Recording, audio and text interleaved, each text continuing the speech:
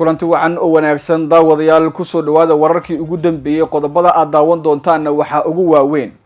cirro oo bixiya amar degdeg ah oo dagaal oo lagu weerarayo magaalada Laascaanood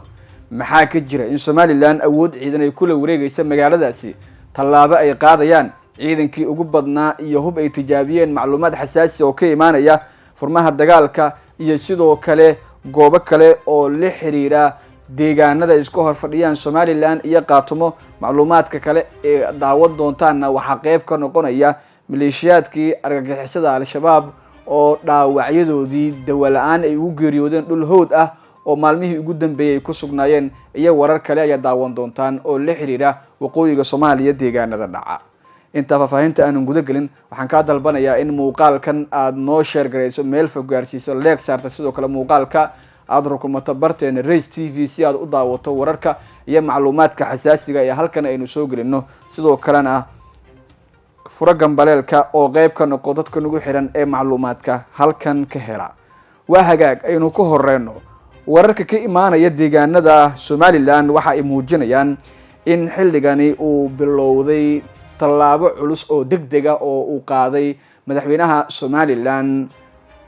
Abdiraxmaan Cirro oo muddooyinkii ugu dambeeyay tallaabooyinkan ciidan faray ciidamada Somaliland inay qaadaan ujeedooyinka ugu waaweyn ee ay qaadayaan tallaabooyinkani ayaa lagu sheegay inay tahay tallaabo ciidan oo degdeg ah oo ay ku weerarayaan magaalada Laascaanood oo xarun u ah maamulka waqooyi bari ama qaatumo oo ay si weyn u diidan yihiin Somaliland ayaana hal tallaabo u jirta in go'aankani ay qaataan oo ay weeraraan magaalada Laascaanood si ay gacanta ugu dhigaan magaaladaasi kadibna ay awood ciidan dib ugu soo celiyaan iyaga oo ku maqooninaya maamulka qaatumo deegaanada hadda ay ku sugan yihiin dib loogu celiyo Somaliland muddooyinkii ugu dambeeyay kiiskan la xiriira tallaabada ciidan oo ay qaadayaan ayaa taagnaa waxaana si gaar ah hadda isku soo taraya warka la xiriira sida ay tallaabadani u qaadayaan iyo cidda suurtagelin karta muddooyinkii ugu dambeeyay tallaabooyinkani qaarkood ayaa muujinayay in ay markaasi Somaliland iyo qaatumo labadaba ku loolamayeen dhinacyadani meelaha qaarkood isjiidooyin waaweyn ayaana taagnaa iyadoo oo hadda ay u muuqdaan xaaladda mid markaasi ka sii dari karta marba marka ka dambeysa dhowrkii maalin ee lasoo dhaafay waxaa taagnaa xiisadani ciidankii ugu badnaa ee ka tirsan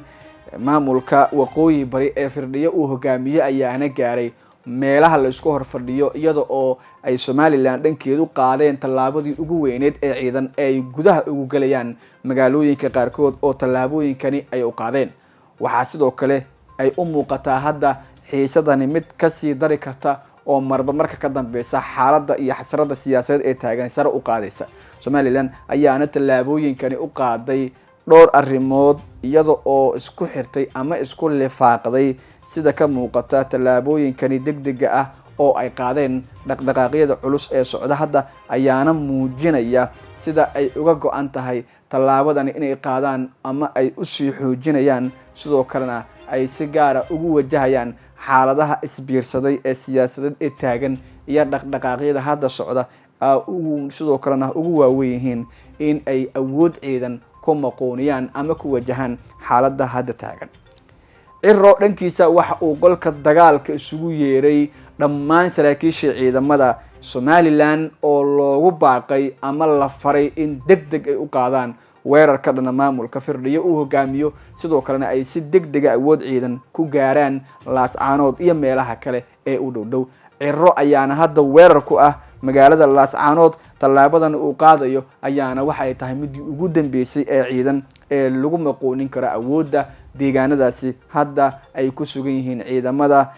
garabka firdhiye oo dawladda Soomaaliya garab ka helay dhawaanahan sidoo kalena waxa jira culeysaad hor leh oo hadda ay wajahayaan dhinacyadani qaarkood tallaabooyinka ciidan ee sida gaarka loo qaado ayaa sidoo kalena muujinaya in xaaladan ay uga sii darayaan ama ay sii kicin karaan iyada oo dhaqdhaqaaqyo culus oo xoog leh hadda ay socdaan taa oo kasii daraysa ama uga sii daraysa xiisadda siyaasadeed ee ka taagan deegaanada dhaca waqooyiga waxaana si gaar ugu loolamaya maamullo isdiidan oo ay hadda ugu waaweyn yihiin deegaanadaasi kuwa ku sugan ee maamula ama gacanta ku haya oo si gaar isugu haya halkaasi waxaana ciidankii ugu badnaa oo ka tirsan Somaliland cirana uu markaasi hogaamiyo la faray inay qaadaan go'aanadii ugu waaweynaa iyo dagaalo culus oo ay ugu gaarayaan gudaha goobahaasi qaarkood. dhaqdhaqaaqyada ciidan ee socda hadda ayaana muujinaya tallaabadani in ay tahay midii ugu adkayd ama ugu dhaqsiyaha badneed ee dhinaca Somaliland ay qaadi karaan, iyadoo oo weliba awood ciidan ay sheegeen inay kula wareegayaan deegaanada ay maamulaan dhinacan iyo sidoo kale xubnahan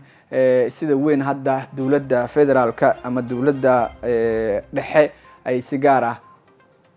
uga helayaan garabka oo Firdhiye iyo Abwaanka oo ah madaxweynaha iyo ku-xigeenka maamulka Qaatumo ama sidoo kale Waqooyi Bari. iyadoo oo eedo culus ay wajahayeen ayaa haddana waxaa soo taraya tallaabooyinka ciidan ee la qaaday, waxaana ciidanka iyo saraakiishoodaba la soo wariyay in dhinacyadani hadda ay isku goodinayaan. saraakiisha lagu arkay meelaha furmaha ah waxaa ka mid ah Mahad Cabaashe oo markaasi ciidamo badan hogaaminaya, waxaana uu dul dhigay Laascaanood ciidamo badan taa oo culays iyo dhaqdhaqaaq hor leh markaasi abuurtay. xiisada taagan ayaana ka dhigtay hadda mid marba marka ka dambaysa ay soo taraysa oo dhaqdhaqaaqa ciidan ee laga dareemayo magaaladaasi aad markaasi u sii xoogaysanay. sidoo kale saraakiil kale oo badan ayaa la soo wariyay oo magacyadooda leh qaarkood in ay ka dambeeyaan arrimahani ama ciidamadani ay ku lug leeyihiin, oo ay hadda ugu waaweyn yihiin Cabdi Madoobe, Mahad Cabaashe iyo sidoo kale kuwa kale oo dhowr ah oo ciidamo badan wata. qaarkoodna la soo wariyay ama laga soo sheegay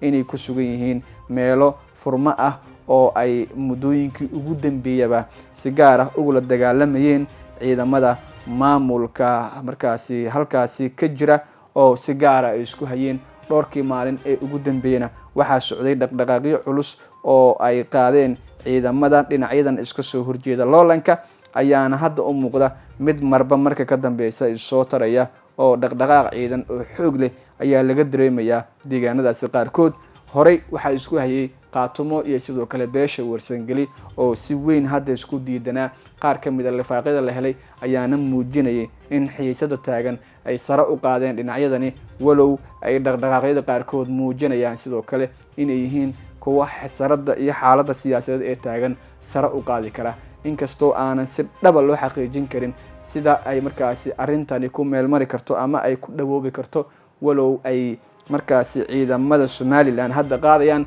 tallaabooyin waaweyn oo u muuqdo kuwa ciidan oo degdega. dhinaca maamulka Waqooyi Barina waxay dhankoodu qaadayaan tallaabooyin culus. hadda waxaa Firdhiye iyo maamulkiisuba ay wajahayaan culays hor leh oo kaga imaanaya dhowr dhinac, iyadoo oo kala shaki xoogan uu ka taagnaa deegaanadaasi qaarkood. ciidankii ugu badnaa ayaana isaga soo baxay furmaha dagaalka. beesha Warsangeli ayaana ku dhawaaqeen in ay baneeyeen oo ay faaruujiyeen goobihii furmaha ahaa ee ciidamadooda awal ay ku sugnaayeen, ay kaga dagaalamayeen. dagaalkana ay kaga barbar jireen laba dagaal oo kala duwan oo dhanna ay uga jireen dhanka dagaalka Dhulbahante iyo sidoo kale Somaliland oo difaaca Guumeys, Qorlugud iyo deegaano kaleba ay ku sugnaayeen. sidoo kale waxa ay ka baxeen dagaalkii buuraha Calmiskaad oo Puntland ay ka caawinayeen, buurahana ay kula jireen, iyada oo ay u muuqato hadda in xaaladda siyaasadeed iyo xasarada taagan ay ka sii darayso. durbana waxaa soo ifbaxaya wararka la xiriira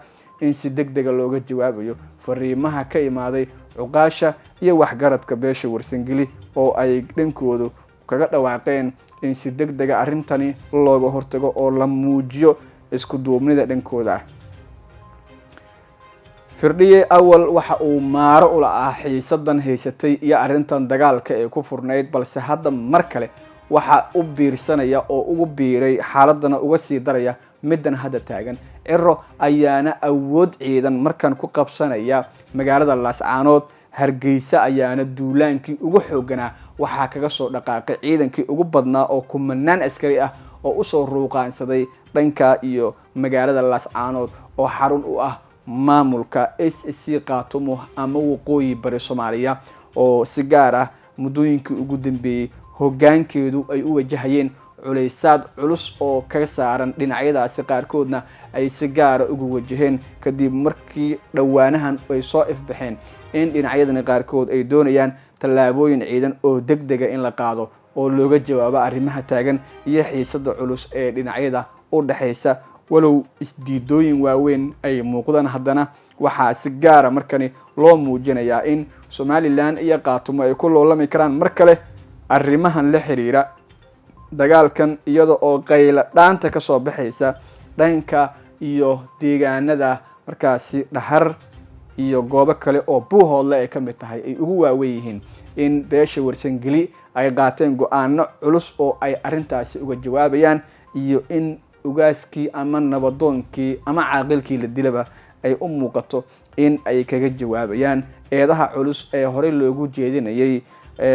Puntland, Khaatumo iyo dowladda Soomaaliya ayaana sii xoogeystay. si gaarana arrintani waxa ay lugaha ula gashay dowladda Soomaaliya iyo sidoo kale dhinaca Khaatumo oo hadda wajahaya eedii ugu cusleed ee kiiskan la xiriirta tan iyo markii ay soo ifbaxday arrintani iyo dhaqdhaqaaqan culus ee dhinacyadan qaarkood markaasi muddooyinkii ugu dambeeyay ay wadeen, iyada oo ay si gaar u qaadeen tallaabo markaasi u muuqatay in ay kicin kale iyo rabshado kale abuuri kartay, walow ay haddaba taagan yihiin xaaladihii ugu waaweynaa ee siyaasadeed ee arrintani la xiriirta, iyada oo dhaqdhaqaaqyada socda ay si gaar u muujinayaan arrimaha siyaasadeed ee la isku hayo. Dhinacyadan isbaacsanaya ayaana sidoo kale waxa ay wadaan dhaqdhaqaaqii ugu dambeeyay ee la xiriira tallaabada ciidan ee hogaamiyaha maamulka Waqooyi Bari uu iskaga difaacayo tallaabada iyo go'aanka degdega ah ee uu qaatay madaxweynaha Somaliland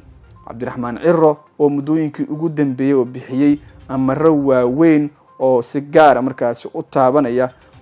hoggaanka ugu sareeya ee Somaliland iyo dhaqdhaqaaqyada ciidanka ay bilaabi karaan. ujeedooyinka ugu waaweyn waxay qayb ka yihiin sidoo kalena ay tallaabadan u qaadayaan inay soo deystaan maxaabiista ka xiran ee looga hayo xabsiyada ku yaala magaalada Laascaanood, walow aysan cadeen sida arrintani ay ku suurtageli karto. dhaqdhaqaaqa socda ayaa ka dhigaya wax walba mid si degdeg ah loo qaban karo ama loo fulin karo marka la eego sida ay wax u socdaan iyo tallaabooyinka ama dhaqdhaqaaqa ciidan ee ka socda magaalada Laascaanood iyo dhinaca kale tallaabada military ee la filayo in dhaqaaqeeda ay ka bilaabato dhinaca iyo magaalada Hargeysa oo looga soo dhawaaqay in kumanaan askari oo hor leh ay u soo ruuqaansanayaan dhanka iyo magaalada Laascaanood ama ay ku soo wajahan yihiin. awood ciidan ayaana la filayaa in firdhiye uu kaga hortaga arrintan. haddii aysan dhicinna waxaa suurtagal ah in magaalada Laascaanood la isugu yimaado mar kale oo durba Somaliland ay qaadaan tallaabo military oo xoog leh, taa oo ka dhigaysa xiisadani mid si gaar ah sare ugu sii qaada. dhowrkii sano ugu dambeeyana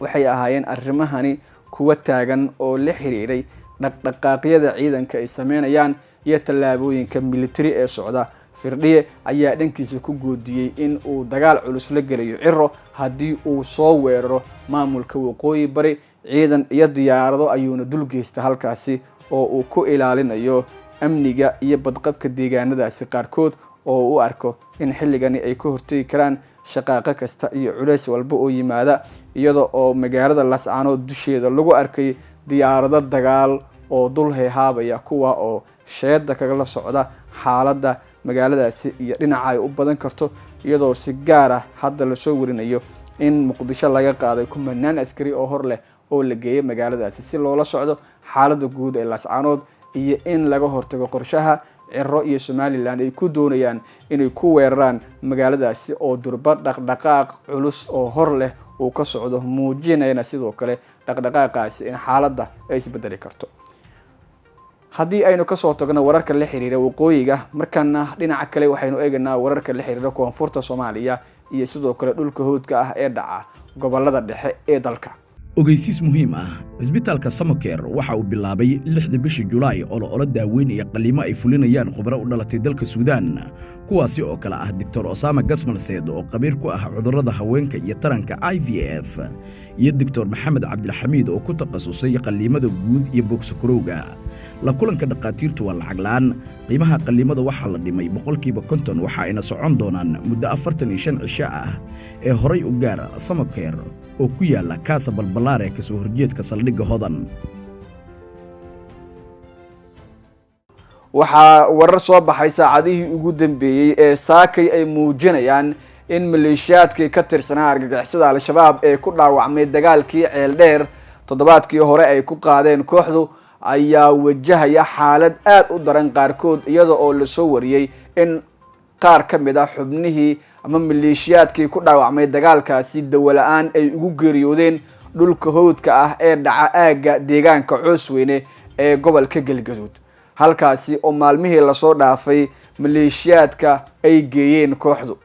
waxaana maleeshiyaadkii iyo horjoogayaashii dhaawacyada ahaa ee lagala cararay duleedka degmada Ceeldheer marka laga tago inta ay ciidanku gacanta ku dhigeen, intii kale ayaa la geeyey deegaana ku teedsan Coosweyne iyo Galhareeri oo maalmihii ugu dambeeyay la sheegay in lagu baxnaaninayay. balse waxaa wararka hadda soo baxaya ee ila lagu kalsoonaan karo ay xaqiijiyeen ay muujinayaan in qaar ka mid ah maleeshiyaadkii kooxda dawo-la-aan iyo saad xumo ay ugu geeriyoodeen deegaanka Coosweyne tuulooyin hoostaga oo saacadihii ugu dambeeyay lagu dabiibayay. maleeshiyaadkan ninkii u qaabilsanaa ama horjoogayaasha argagixisada al-shabaab ka tirsanaa ee qaabilsanaa dhanka daweynta ama dhakhtarkii kooxda ayaa ku geeriyooday dagaalkii Ceeldheer duleedkeeda ka dhacay, maleeshiyaadkana jab xoogan lagu gaarsiiyey. si gaara waxa ay xubnahani ahaayeen kuwii laga qaaday duleedka degmada Ceeldheer ee bariga gobolka Galgaduud, halkaasi oo marka laga tago dagaalkii tooska ahaa kuwa ku dhaawacmay, inta kale ay khasaare xoogan ku gaareen diyaaradaha dagaalka duqeyme ay ka geysteen duleedka degmada Ceeldheer ee bariga gobolka Galgaduud. inta badan maleeshiyaadkii kooxda ayaana halkaasi lagu dilay, waxaana firxadkii kooxda qaarkood gacanta ku dhigay ciidamada dawladda oo qaaday tallaabooyin military oo degdega iyo howlgallo maalmihii ugu dambeeyay socday. marka laga tago maleeshiyaadka dhaawac ahaa ee galay gacanta ciidanka dawladda,